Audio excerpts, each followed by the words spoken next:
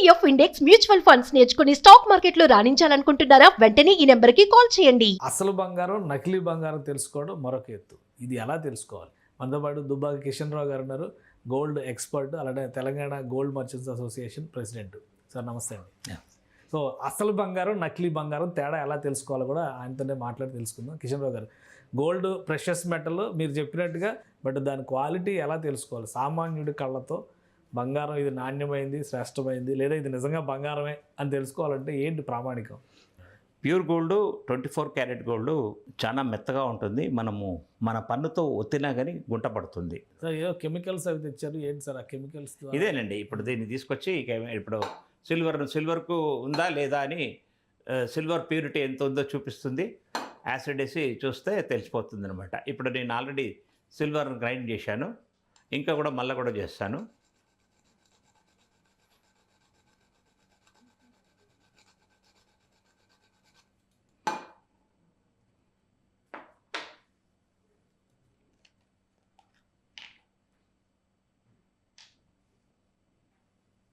Just దాని liquid చేస్తే ఇలా చేస్తే సిల్వర్ ఉంటే క్లియర్గా చూపిస్తుంది. Okay okay.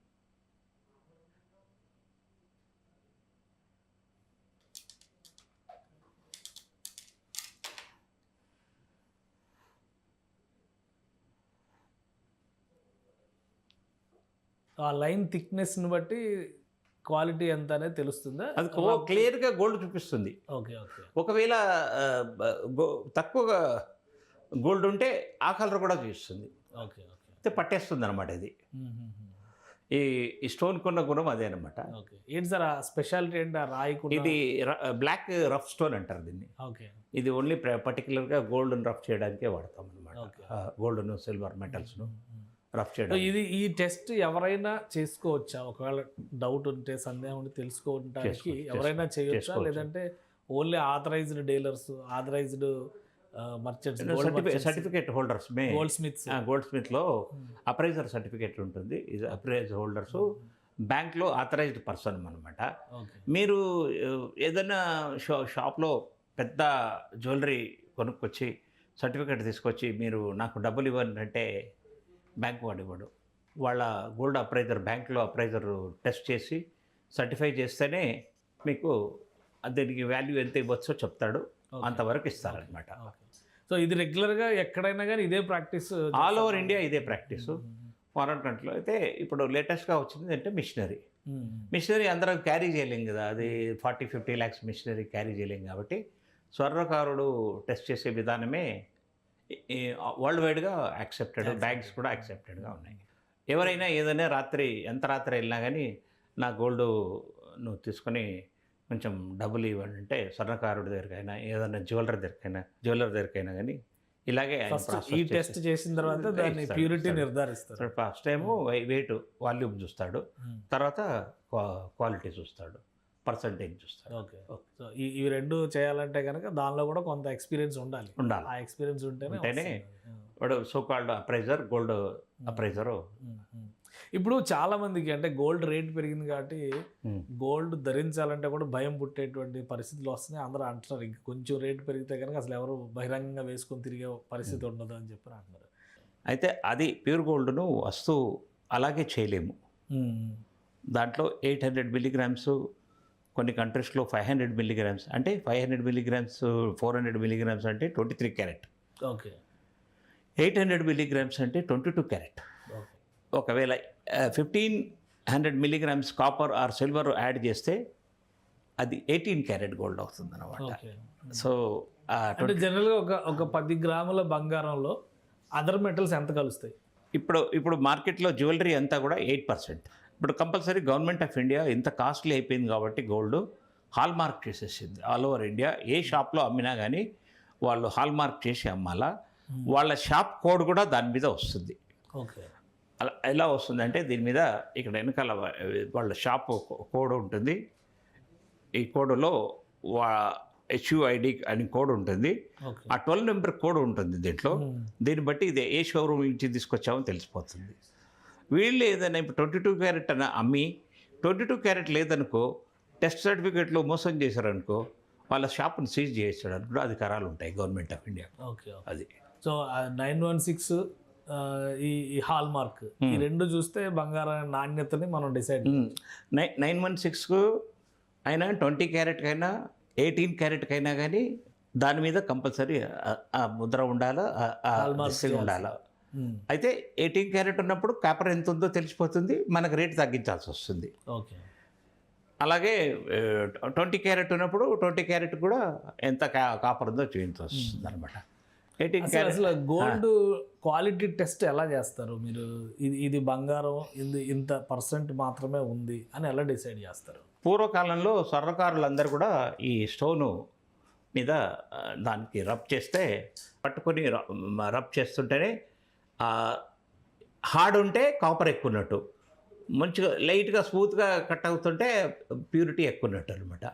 అది ఒక ఆధారంగా ఈ కలర్ కూడా చూపిస్తుంది. ఇందులో ఎంత గోల్డ్ ఉంది, ఎంత కాపర్ ఉంది కూడా మేము పట్టుకొని ట్రై చేస్తుంటేనే మాకు తెలుస్తుంది. బ్యాంక్లో కూడా ఇదే పద్ధతిని వాడతారు. అయితే ఇప్పుడు బయట మార్కెట్లో మాత్రం టెస్టింగ్ సెంటర్స్ వచ్చాయి. ఆ టెస్టింగ్ సెంటర్లో మొత్తం టెస్ట్ చేసుకొని సర్టిఫికేట్ వస్తుంది. వాళ్ళు కూడా ఓన్లీ 5 మైక్రాన్స్ వరకే డ్రిల్లింగ్ చేసి టెస్ట్ చేసి చూపిస్తారు, లోతుగా వెళ్ళరు. పై పొరలు. అయితే మేము పట్టుకొని తెలిస్తే మాత్రం అది గోల్డా కాదా తెలిసిపోతుంది. మొన్న జరిగింది అదే అనమాట. అంటే గోల్డ్ వెయిట్ సిల్వర్ వెయిట్ కంటే ఎక్కువ ఉంటుంది. ఎస్, వాల్యూమ్ తక్కువ, వెయిట్ ఎక్కువ. 10th లాస్ అంటే 100 grams ఇంత బిస్కెటే ఉంటుంది. చాలా చిన్న బిస్కెట్ రూపంలో ఉంటుంది. 2000 సైజ్ ఉంటుంది. ఎంత దాని వాల్యూ? 16 లక్షల చిల్లర పడుతుంది. ఓకే. అంటే 16 లక్షలు ఇంత వాల్యూమ్ డబ్బులు తీసుకెళ్తే గింత బుక్క ఇస్తారు.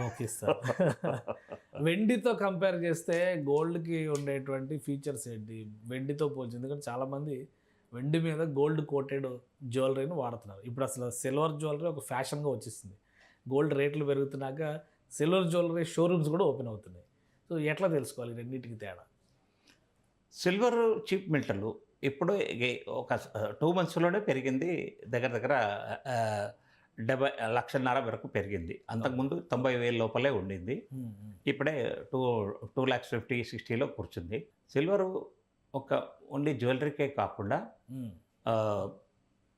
సోలార్ ప్యానెల్స్కు వాడతారు, కార్లలో వాడే ఎలక్ట్రిక్ మోటార్ బ్యాటరీస్కు వాడతారు, కంప్యూటర్ చిప్స్లో కూడా వాడతారు. సో అండ్ ఎక్స్రే ఫిలిమ్స్ కూడా. సో ఇది మల్టీపర్పస్ యూజ్ ఉంది సిల్వర్, అపార్ట్ ఫ్రమ్ జ్యువెలరీ. ఇండియాలో జ్యువెలరీకి చేస్తున్నారు, కానీ వేరే ఏ కంట్రీలో కూడా సిల్వర్ ఎక్కువ జ్యువెలరీకి వాడరు.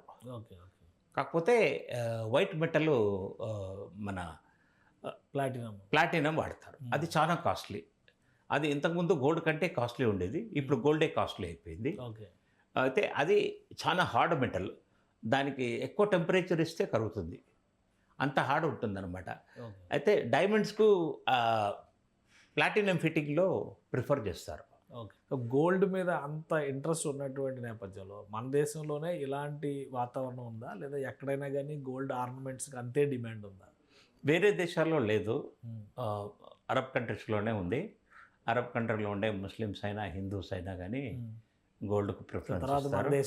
మన దేశంలో ఎనీ యూరోపియన్ కంట్రీస్ ఎక్కడ వెళ్ళినా కానీ ప్రెసిషన్ స్టోన్స్కు వాల్యూ ఉంది, ప్లాటినం జ్యువెలరీకి వాల్యూ ఉంది. గోల్డ్ ఉన్నా కానీ ఏదో చిన్నగా స్టడ్స్, ఒక చిన్న రింగు, వెడ్డింగ్ రింగు, ఏదో సన్న గొలుసు వేస్తుంటారు, ఇట్లా సన్నటి గొలుసులు వేసుకుంటారు. కానీ మన ఇండియన్ కల్చర్ లాగా పెద్ద పెద్దవి 15 తులాలు, 20 తులాలు, 5 తులాలు నెక్లెస్లు, లాంగ్ చైన్స్, వడ్డాలాలు, పట్టీలు, మొత్తం బాడీ అంతా ఒక్కొక్క డిజైన్ తయారు చేశారు కదా, చేస్తారు.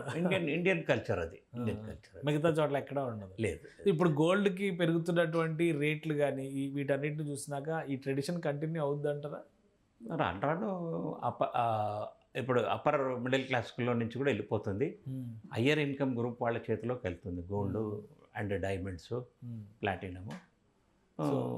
తగ్గుతుందని ఆశతో కొద్దిమంది ఆశలో ఉన్నారు, కానీ అది ఆశ అడి ఆశ లాగానే ఉంటుంది. అంటే ఇప్పుడు రేట్లు పెరుగుతున్నటువంటి తీరు వీటన్నిటి దృష్టి పెట్టుకుని 18 క్యారెట్ గోల్డ్ అలానే దానిలానే 14 క్యారెట్ గోల్డ్ని అందుబాటులో తీసుకురావాలి, 9 క్యారెట్ తీసుకురావాలని ఇట్లాంటి డిస్కషన్ జరుగుతున్నాయి. నిజంగానే గోల్డ్లో ఆ డీవియేషన్ అనేది జరుగుతుందా మన వాళ్ళకి? 100% జరుగుతుంది. ఆ జ్యువెలరీ చాలా స్ట్రాంగ్ కూడా ఉంటుంది. దానికి మెరుపు కావాలంటే మన షోరూమ్లలో మెరుపు పెట్టి ఇస్తారు. ఎప్పుడైనా మెరుపు తగ్గితే మళ్ళీ ఒకసారి పాలిష్ చేయించుకోవడంలో తప్పులేదు. కానీ అవి చాలా స్ట్రాంగ్గా ఉంటాయి. ఎందుకు సార్ ఇంత షార్టేజ్ ఎందుకు ఉందంటే మనకి అవైలబిలిటీనే తక్కువ, లేదా గోల్డ్ని ఈ మధ్య కాలంలో కొంతమంది కృత్రిమంగా కూడా తయారు చేయొచ్చు, ప్రయోగాలు జరుగుతున్నాయని చెప్పండి, అట్లాంటివి ఏమైనా పాసిబిలిటీ అవుతాయి? అలాంటి ఆశయం లేదు. కాకపోతే గోల్డ్ మల్టీనేషనల్స్ దగ్గర, కార్పొరేట్ సంస్థల దగ్గర గోల్డ్ ఎక్కువ వెళ్ళిపోయింది. ఇండస్ట్రియలిస్టులు, మరి క్యాపిటలిస్టులు, మన లీడర్ సోకాల్డ్ గోల్డ్ రిజర్వ్స్ తయారు చేసి రిజర్వ్స్ పెట్టుకుంటున్నారు. వేరే దాని మీద వాళ్ళకి నమ్మకం లేదు. ఎక్కడైనా చిన్న ప్లేస్లో కూడా ఒక కిలో బంగారం పెడితే కూడా చూడండి, మీరు వాల్యూ తెలుసు, మీరే క్యాలిక్యులేట్ చేసుకోండి ఎంత అవుతుందో. Around 1.5 crore. చిన్న ఒక 1 కిలో అంటే లైఫ్ బై సబ్ అంతే చిన్నది, ఒక 1.5 crore పడుతుంది. ఓకే. సో అది ఎక్కడైనా నిల్వ ఉంచవచ్చు, ఎక్కడైనా భద్రపరచుకోవచ్చు. రూపీ ఎనీ టైం ఎక్స్చేంజ్ మారవచ్చు, గోల్డ్ మారదు, డివాల్యుయేషన్ కూడా జరగవచ్చు ఏదైనా. సో అందుకే గోల్డ్కి అంత demand. Right, thank you sir analysis అందించినందుకు. ఇది గోల్డ్ అక్షయ తృతీయకి సంబంధించి కొనాలనుకునే వాళ్ళ కోసం మంచి గుడ్ న్యూసే ఉందని చెప్పని అంటున్నారు కిషన్ రావు గారు. అలానే నాణ్యమైనటువంటి గోల్డ్, ఇప్పుడు పెరుగుతున్నటువంటి డిమాండ్, దానికి తగ్గట్టుగా మార్కెట్లో వస్తున్నటువంటి నకిలీలు, వీటిని దృష్టిలో పెట్టుకొని నాణ్యమైన గోల్డ్ తెలుసుకోవడం చాలా ఈజీ అంటూ కొన్ని చిట్కాలు చెప్తున్నారు. వాటిని ఫాలో అవ్వండి. తప్పకుండా మీరు తీసుకునేటువంటి గోల్డ్కు ఉన్నటువంటి ప్యూరిటీ మీరే తెలుసుకోవచ్చు. ఇది స్పెషల్ డిస్కషన్. Keep watching.